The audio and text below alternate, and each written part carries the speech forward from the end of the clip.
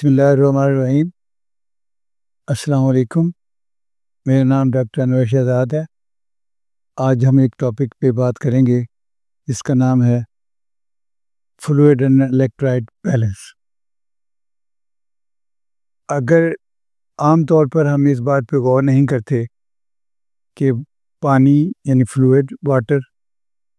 اور الیکٹرولائٹس جیسے sodium, potassium, calcium وغیرہ یا ہائیڈروجن، اس طرح کر کے ان کی کیا اہمیت ہے، اگر اس پہ غور کیا جائے تو ان چیزوں کی ہماری باڈی میں بہت ہی اہمیت ہے۔ یعنی ہماری باڈی کا پورا نظام ہی چلتا ہی انہی چیزوں پہ ہے۔ آپ کو یہ بھی پتہ ہوگا کہ ہمارے جسم کا اگر وزن کیا جائے تو اس میں سے 2/3 وہ پانی پہ مشتمل ہوتا ہے۔ اس میں سے کچھ پانی جو ہے وہ زیادہ تر جو ہے فلوئڈ یا واٹر وہ انٹرا سیلولر ہوتا ہے، یعنی سیلز کے اندر ہوتا ہے، اور باقی جو بچتا ہے اس میں سے زیادہ انٹرسٹیشل ہوتا ہے، یعنی سیلز کے درمیان میں،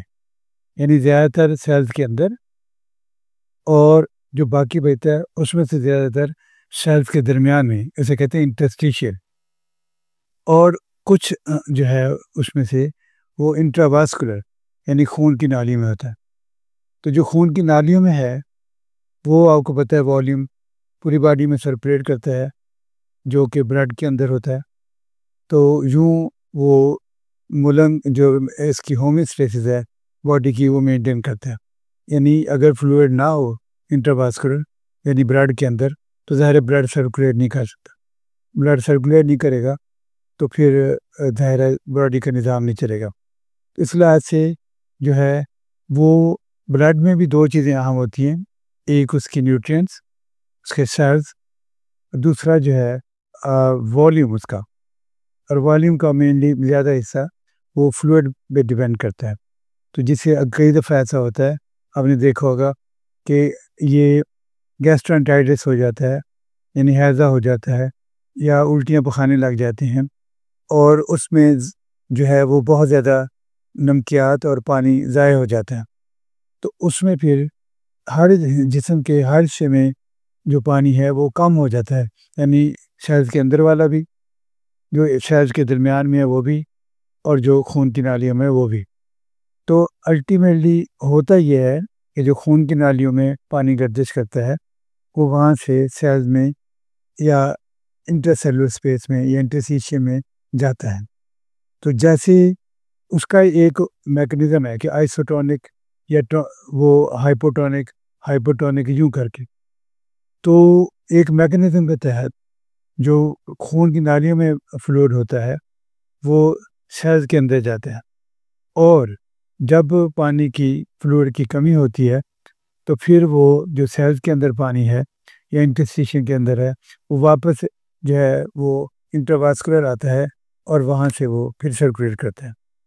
تو اب اگر پانی بالکل ہی ختم ہو جائے تو لازمی بات ہے وہ سارے کمپارٹمنٹ کو ان کا فنکشن جو ہے وہ خراب ہو جائے گا، اور ایسا وہ irreversible شاک میں یا رینل فیلور میں اس طرح الیکٹرول امبیلنس میں چلا جائے گا۔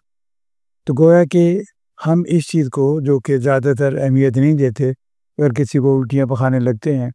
خاص طور پہ بچوں کو، تو ہم سمجھتے ہیں کہ نہیں ٹھیک ہے، یہ ابھی ٹھیک ہو جائے گا، جب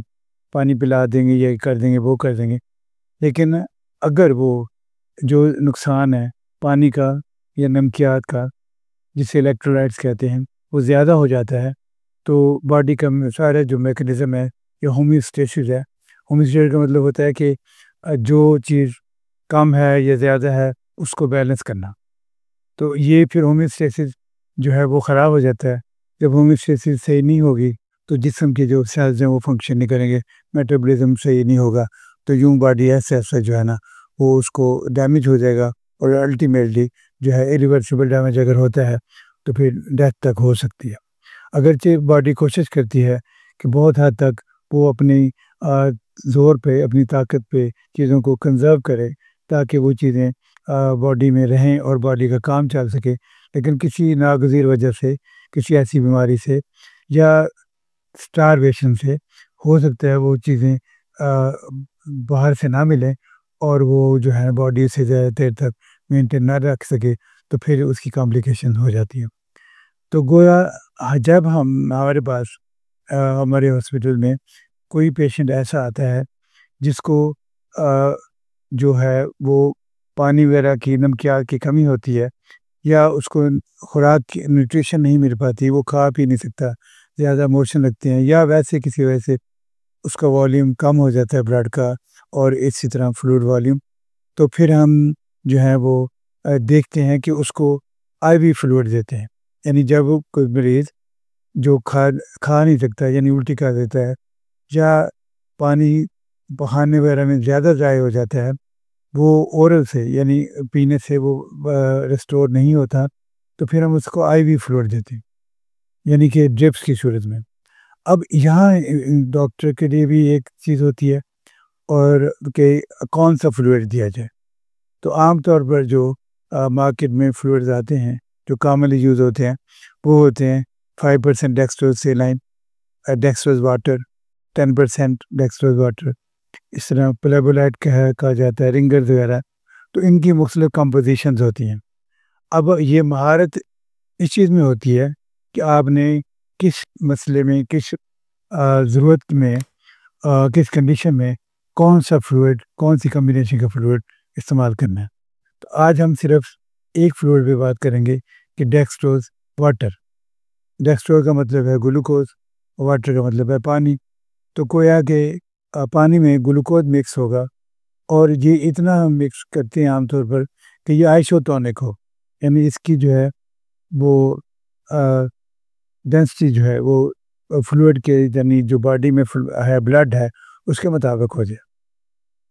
تو اس کو ہم کہتے ہیں آئسوٹونک۔ تو یہ فلوئڈ اگر 1000 ml ہوتا ہے اس میں 50 گرام جو ہے وہ گلوکوز استعمال ہم ڈالتے ہیں، تو یہ 5% بن جاتا ہے۔ اب جب ہم یہ فلوئڈ پیشنٹ کو لگاتے ہیں تو جیسے یہ فلوئڈ بلڈ ویسل میں جاتا ہے، باڈی میں انٹر ہوتا ہے، تو اس کا گلوکوز کنٹینٹ یوز ہو جاتا ہے اور باقی بچ جاتا ہے واٹر کنٹینٹ۔ تو اب یہ ہائپوٹونک ہو جاتا ہے۔ تو ہائپوٹونک کا مطلب یہ ہے کہ اس کی وہ آئسوٹونسٹی کم ہے، تو یہ پھر ڈینجرس ہو سکتا ہے اگر ایک مقدار سے زیادہ دے دی جائے۔ یعنی کہ یہ جو ہائپوٹونک فلوئڈ ہوگا یہ سیلز میں، یہ انٹرواسکولر سٹے نہیں کرے گا، بلڈ ویسل میں سٹے نہیں کرے گا، یہ نکلے گا باہر اور سیلز کے اندر انٹرسٹیشیل اسپیس پہ یا سیلز کے اندر چلے جائے گا،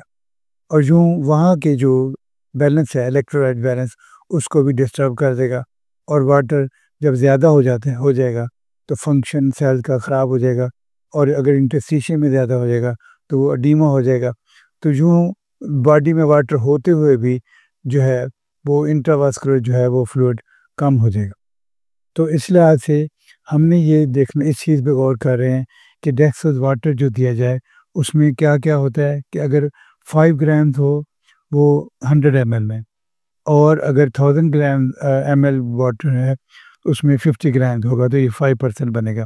جو کہ بظاہر آئسوٹونک ہے، لیکن جب یہ اس میں جائے گا باڈی میں تو اس کا گلوکوز کنٹینٹ جلدی استعمال ہو جاتا ہے اور یہ پھر ہائپوٹونک ہو جاتا ہے، اور یوں یہ ایڈیما کاز کرتا ہے، اور اگر برین ایڈیما ہو جائے تو اس سے فٹس بھی بڑھ سکتے ہیں، اسے کہتے ہیں واٹر انٹاکسیکیشن، اور یہ انٹراواسکولر سے نکل جائے گا تو لہذا کڈنی وغیرہ کو بھی اتنا نہیں جا سکے گا۔ تو اس لحاظ سے ہمیں آج صرف اس پہ بات کرنی تھی کہ ڈیکسٹروز واٹر فلوئڈ جو ہے نا وہ اس کے کتنا سوچ سمجھ کے ہمیں استعمال کرنا چاہیے۔ ہم اگرچہ اس کو نیوٹریشن کے لیے استعمال کر سکتے ہیں، لیکن اگر زیادہ مقدار میں دیں گے تو یہ جو باڈی کے اندر جو میکنزم ہے، جو آئسوٹونسٹی ہے، اس کو جو ہے نا ہائپوٹونک سولوشن میں چینج کر دے گا، اور وہ اس کنڈیشن میں جو ہے ڈینجرس ہو سکتی ہے، اور فٹس پڑ جاتے ہیں اور کمپلیکیشن ہوگی، اور اگر احتیاط نہ کی جائے تو ظاہر ہے اس سے مزید مسائل ایون ڈیتھ تک بھی بات جا سکتی ہے۔ تو گویا کوئی بھی جو کلینیشین ہے وہ جب یہ ڈرپس استعمال کرے گا تو اس کو ایک حد تک اس کی بہت اورینٹیشن ہونی چاہیے کہ کس کنڈیشن میں کون سا فلوئڈ دینا ہے۔ آج ہم نے ڈیکسٹروز واٹر پہ بات کی ہے، اور نیکسٹ ٹائم ہم اسے کسی اور فلوئڈ پہ بات کریں گے۔ اس کے ساتھ ہی آپ سے درخواست ہے کہ ہمارے چینل کو سبسکرائب کریں، لائک کریں اور شیئر کریں۔ آپ کا بہت شکریہ۔ خدا حافظ۔